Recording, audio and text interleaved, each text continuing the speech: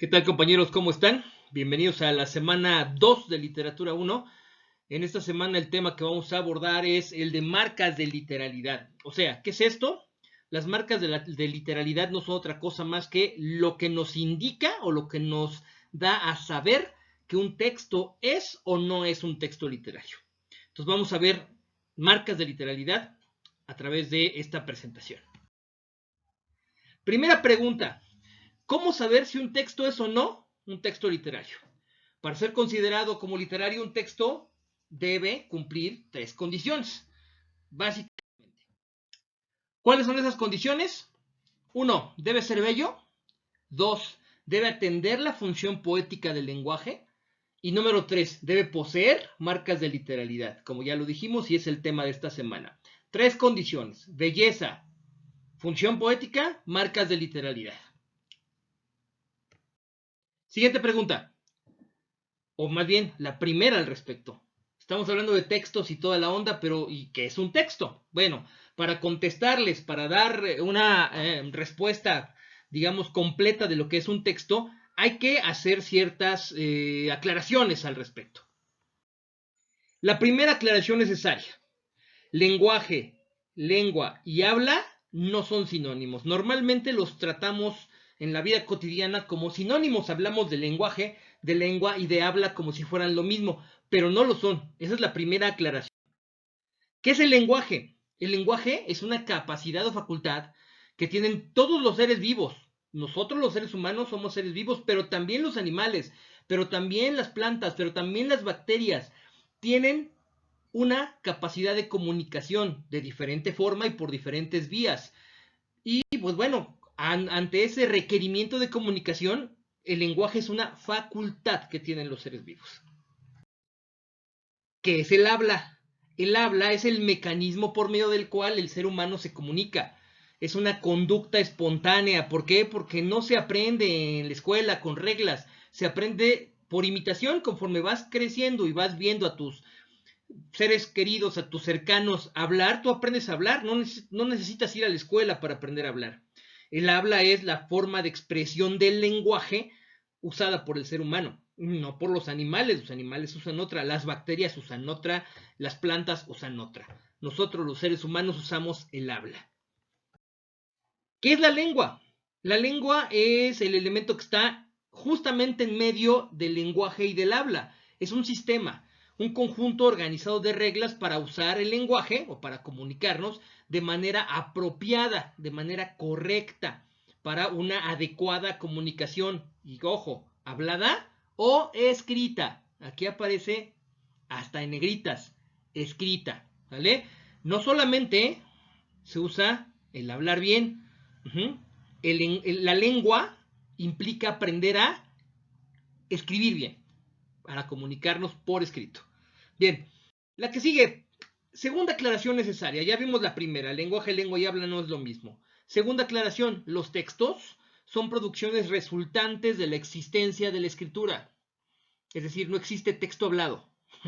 La oralidad no produce textos, sino discursos, ¿sale?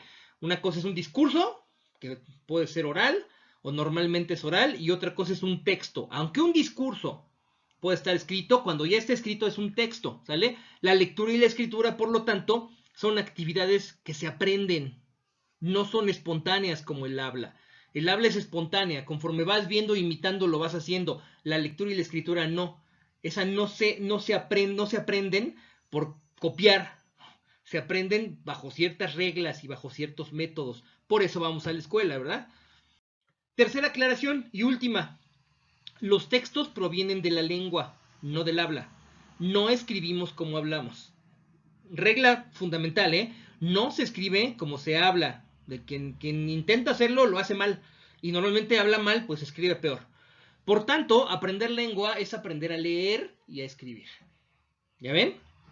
A la escuela no vamos a aprender cuando decimos vamos a tomar clase de español. Muchos yo he escuchado que dicen, ¿y por qué español? Si yo ya hablo español. Pues sí, lo hablas, pero no conoces la lengua. Es decir, no lo sabes leer y no lo sabes escribir adecuadamente con las reglas que conlleva la correcta utilización de la lengua. Es acceder a la cultura. la gran mayoría, el porcentaje más grande de cultura está en los textos. Ajá. Los textos se construyen. ¿De acuerdo? Bien. Regresamos a la pregunta entonces, ¿qué es un texto? Un texto es una construcción humana que se realiza a través o a partir, perdón, de reglas específicas. Etimológicamente, texto significa tejido. Es un, digamos, tejido de ideas. Viene de la raíz latina textum, que significa tejido. De ahí también viene la palabra textil, que es la industria que se dedica a hacer telas, a tejer telas. Y bueno, lo hace con hilos, ¿verdad? En una trama y una urdimbre, pues así. En el caso de los textos, estamos hablando de un tejido, pero de ideas. Bueno, seguimos. ¿Cómo se construye ese tejido de ideas? Las ideas se conforman a través de conceptos ordenados. Lo primero. Las ideas se conforman a través de conceptos ordenados. Fíjate qué interesante. Ese nivel se llama sintaxis. El segundo nivel se llama semántica o lexicología. Los conceptos son palabras con sonido y significado. ¿Sale? Siguiente nivel, las palabras, cuya disciplina es la morfología, se conforman por signos, que son letras, que tienen sonido, pero no tienen significado. Eso se encarga la fonética y la fonología. Aquí ya metí varias disciplinas que tienen que ver con el estudio de la lengua. Ahorita lo voy a cerrar todo en un resumen de una sola frase. ¿Cómo se llama este proceso que les acabo de decir? Se llama doble articulación de la lengua.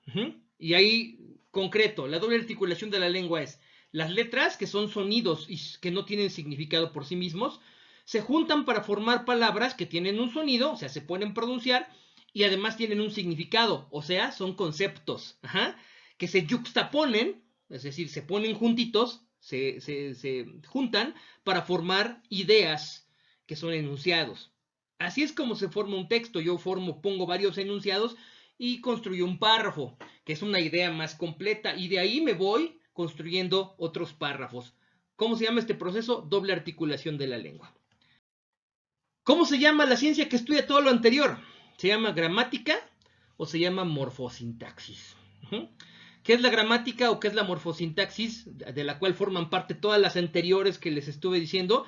Pues es la ciencia de la lingüística como ciencia general del lenguaje y de la lengua, que estudia el uso correcto de la lengua. Cuando aprendemos español, entonces, desde pequeños, lo que estamos aprendiendo es gramática. ¿Y por qué lo estamos aprendiendo? No porque no sepamos hablar, sino porque tenemos que aprender a hacerlo adecuadamente y de ahí transitar al siguiente nivel de cultura, que es leer y escribir, y hacerlo de manera correcta. Muy bien, pues bueno, ya que sabemos esto, tenemos que preguntarnos, si ya sabemos que es un texto, ¿todos los textos son iguales? No, existen diferentes tipos de texto de acuerdo con los objetivos que persiguen y con los elementos que los conforman. La clasificación más usual de los textos es la siguiente. Aquí dice cuáles son los tipos de texto más usuales. El texto informativo, el que te da una información clara o directa. El descriptivo, el argumentativo, el científico, el literario. Nosotros nos vamos a abocar al texto literario. Justamente eso es lo que queremos saber diferenciar o aprender a diferenciar de todos los demás. Correcto. ¿Qué es el texto informativo? ¿O qué características tiene? Es convencional y simple. Ofrece información de manera directa o concreta, ya lo dije. Si tú ves un camión que dice Indios Verdes, eso es un texto informativo. Te está diciendo a dónde va. ¿Me explico? Cuando ya la información es más amplia, cuando ya aporta detalles, ese texto informativo se convierte en un texto descriptivo. Abunda en la información que ofrece, aporta detalles. Muy bien. Cuando un texto es informativo y puede ser también descriptivo, y ya no solamente informa, detalla, sino también explica lo que expone, incluye también la opinión a veces de quien lo escribe, ese texto se convierte en un texto argumentativo. Es decir, el primer nivel es el informativo, luego sigue el descriptivo y luego sigue el argumentativo. Va subiendo de complejidad.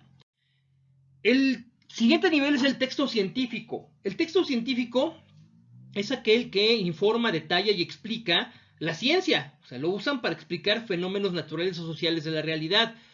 Usa lenguaje especializado de la ciencia, ya sea para transmitirla como divulgación o un lenguaje súper especializado y digamos, específico de cada disciplina de estudio para comunicación entre científicos. Eso es un texto científico. Y el último de los niveles, el que nos interesa, el texto literario. Es el único que atiende la función poética del lenguaje. Acuérdense que en su texto viene también un cuadro de funciones del lenguaje según el lingüista ruso Roman Jakobson, que habla de que existen 6 funciones del lenguaje. La función, las 3 primeras funciones son la referencial, la emotiva y la conativa, centradas en el contexto, en el hablante y en el oyente, respectivamente. Las 3, digamos, funciones superiores del lenguaje son la metalingüística, la fática y la poética, que están centradas correspondientemente en la metalingüística, en el propio código, es decir, el lenguaje sirve para explicar al propio lenguaje, la lengua sirve para explicar a la propia lengua, la fática sirve para verificar si el canal de comunicación está abierto. Y la última, que normalmente es exclusiva de los textos literarios, es la función poética, que es aquella que tiene como objetivo embellecer el mensaje, ¿no? Dice entonces ahí, el único que atiende la función poética del lenguaje es el texto literario. Se usa para recrear, ya lo vimos la semana pasada, la literatura recrea la realidad, pero lo hace de forma bella. Es esencialmente forma sobre fondo y posee marcas de literalidad. Vamos a ver eso justamente ahorita. ¿Qué significa función poética? Todos los tipos de texto funcionan, ya se los dije, para informar, expresar, solicitar, compartir, explicar, comprobar propios mensajes, los propios mensajes que se producen o si el medio de comunicación está abierto, pero ninguno tiene la obligación de hacerlo de forma bella. El texto literario hace la función de todos los demás, todas estas que mencioné, pero además lo hace de forma bella, agradable a los sentidos. Bien. ¿Qué significa forma sobre fondo? Esto es importantísimo. En la literatura, esta es una segunda verdad de la literatura, la primera la dimos la semana pasada, todo es ficción, y en la segunda gran verdad de la literatura es, en la literatura todo es forma sobre fondo. Es decir, lo importante es la forma. No importa lo que te diga, importa cómo te lo diga. Significa que lo importante en el texto literario, dice ahí, a diferencia de los demás tipos de textos, no es el contenido, sino la forma bella en que ese contenido se expresa. De hecho, los contenidos pueden repetirse, y de hecho se repiten muchísimo. Lo que cambia es la manera de ser contados. Eso es muy propio de la literatura, forma sobre fondo.